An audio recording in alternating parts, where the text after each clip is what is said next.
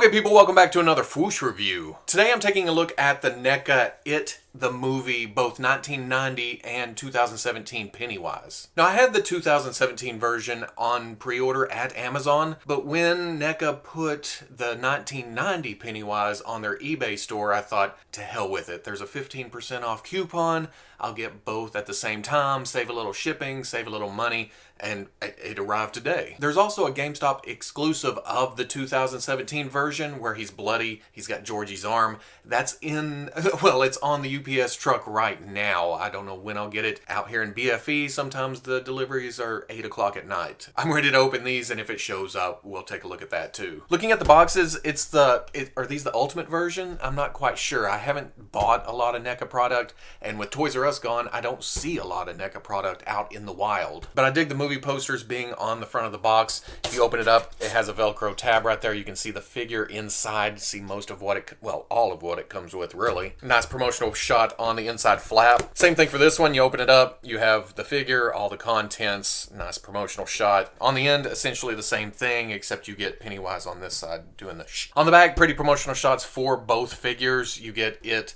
and essentially the same words, same font, same everything. On the other end, second verse, same as the first. Top, again, same thing. On the bottom, kind of credits for the figure production. I dig how NECA does that for most of their figures. But I'm gonna get these open and see which one of these scares me the most. And there we go, all out of the package. And oddly enough, as much as I love the look of both of these figures, it feels like one was made in 1990 and one was made in 2017.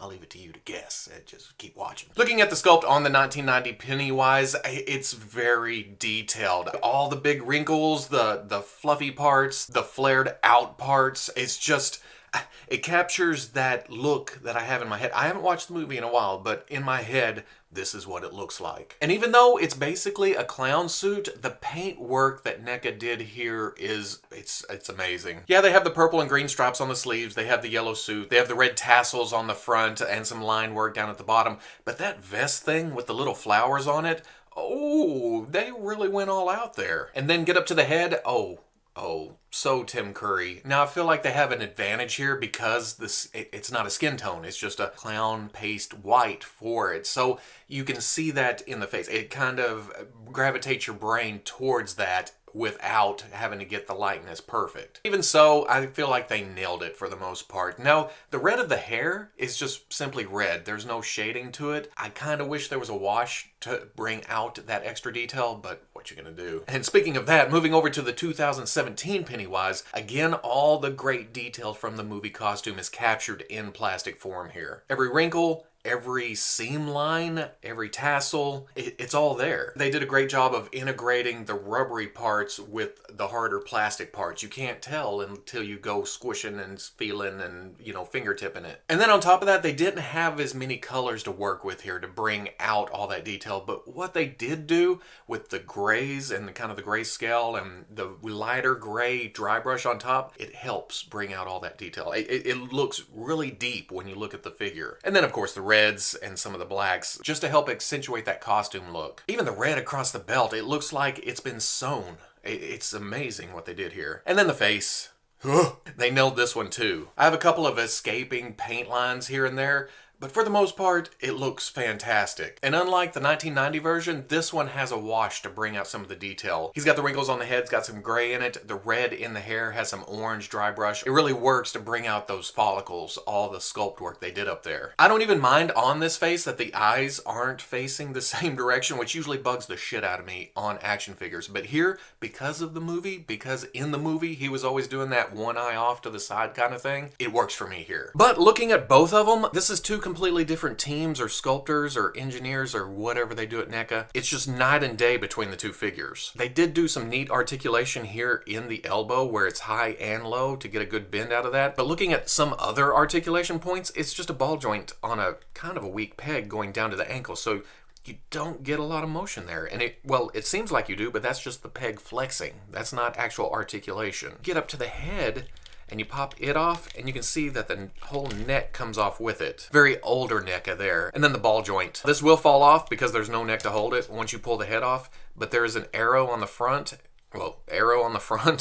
one in the back. That'll help you put it back in the same position. But getting this head back on, I can't do it in front of the camera. I gotta have some torque, gotta have some push, and pop. But come over to the 2017, it seems like a much more modern style of articulation. Double here, double at the knee. You have the ankle, that's a hinge, and then the forward-facing pin. And then the whole style of the neck, which again, NECA, ooh, you gotta work on some of your popping parts off and on style. I can't get it.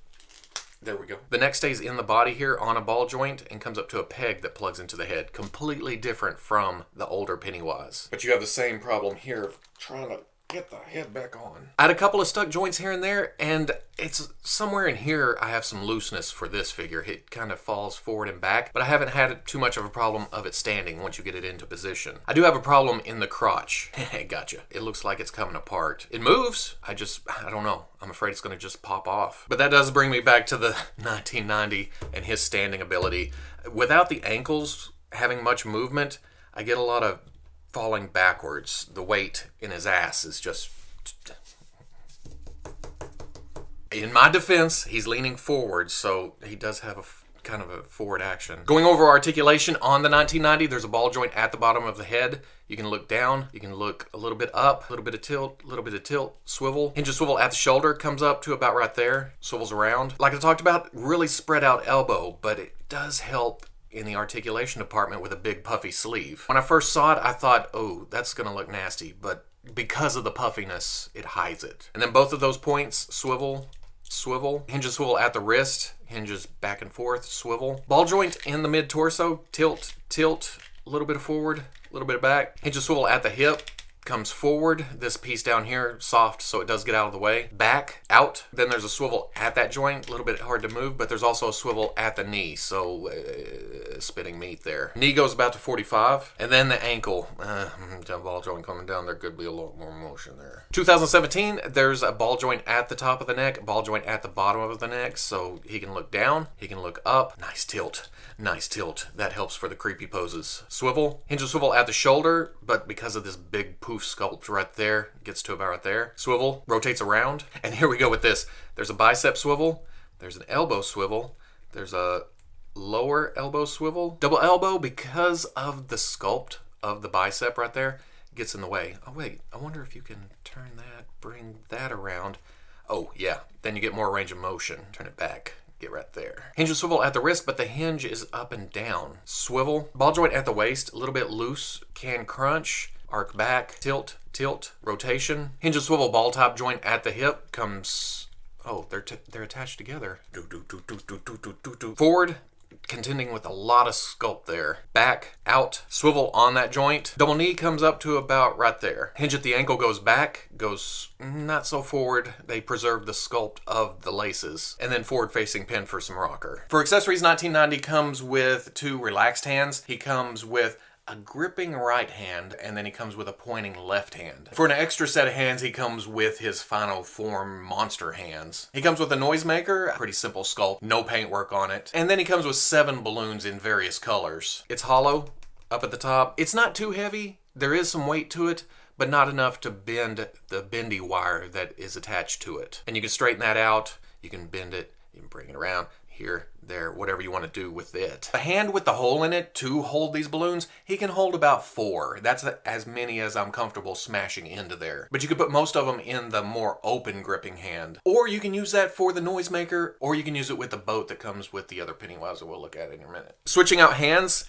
out of everything you can switch on these, this is about the easiest thing you can do with this. It just pops in. But you can see that the pin is attached to the hand. Again, big difference than what we'll see here in a minute. And then for heads, he comes with his mean mug, he comes with his surprised look, he comes with his overly happy look, and then he comes with his battery acid face. Like I've talked about, oh, so tough to get off the pin, but if you look at it, the necks on these 2 are going straight down. The necks on these 2 are arced back a little bit, where you have to kind of plug them here. And the problem I have with that is you have the body, you have the big ass ball joint, you have the neck piece that goes on, and then you have this, and as you're trying to shove the head on, the hair seems to want to hit on the back, so that's working against you as you're trying to get this on here. You probably want to use some heat the first couple of times you do this, and after that, I'm kind of thinking about loosening it up a little bit. Get a Dremel in there, just barely knock off some plastic, make it easier to switch out. In fact, I haven't even got this one to stay on yet. It's sitting there, but it's not locked on, not like the Mean Mug. Flipping over to the 2017 Pennywise, he comes with 2 splayed out hands, he has a gripping right hand, and he has a balloon holding left hand. I nearly said right. And if you'll notice here, completely different again. You have a hole in the hand, pin is over here. They're a little bit hard to pop on, but they do go on. For that gripping hand, he has the paper boat from, you know, going down to the gutter scene. Fairly simple design, but I like that they put the little writing of SS Georgie on the side. The boat is rubbery, so you can flatten it, you can bend it, you can do whatever you need to do to get it in his hand. And once he's holding it, he's holding it. But the left hand, you'll notice that there's a little bitty hoop in the fingers right there. When I first put the balloon through that little hoop in the fingers, it was tough to get through. But once you're in there, it's good. And he holds it up and looks kind of creepy. You'll float too. Then for heads, in the package he comes with the smiling face. He also comes with a Mean Mug, which may be my favorite. And then he's got the transforming the mouth coming out of the mouth thing. And oddly enough, this one I haven't been able to get on either. Again, I'm gonna have to drill that out just a little bit to give it a little bit more clearance. That head pops off. I've got to once again get some leverage on it. Ooh. Actual pop that time. And yeah, that's my favorite right there. I don't have a lot of NECA, but here's a comparison with the NECA Dark Knight Joker. I feel like the 1990 and the Joker fit pretty well, and then 2017 I think of more as a supernatural being.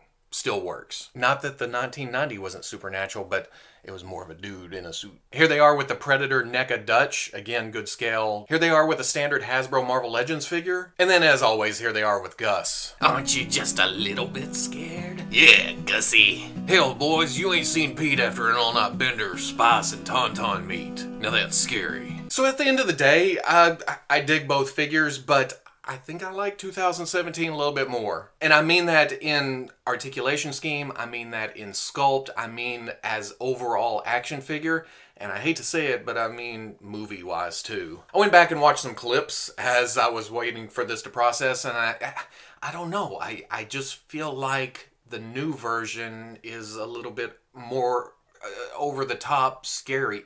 Okay, I won't even say scary. Creepy, I guess? Unsettling, maybe? Now, don't get me wrong, the Tim Curry version is burned into my brain. I will always look over my shoulder at clowns because of that movie. And he was a creepy bastard, but I just like the new one better. The 1990 one comes off as kind of the party clown that you don't want to leave your kids alone with. You don't want to go to the other room while the party's going on. The 2017 just seems like, oh, well, we're screwed. That's it. We're done. Part of me kind of thinks NECA went with an older articulation scheme, like this was sculpted, not in 1990, but at least a few years ago, compared to the 2017, which seems like updated articulation, a range of movement, just everything seems more modern than the other one. And it's kind of cool when I think about it, but at the same time, it makes me want to mess with the 1990 less and the 2017 more. I feel like the Curry will go on the shelf and just kind of sit there. The Skarsgård is going to sit beside the desk or beside my laptop to mess with every now and then. Like I mentioned, there is a GameStop version. It still hasn't shown up. I'm sure as soon as I edit this and process it and all that, UPS will show up.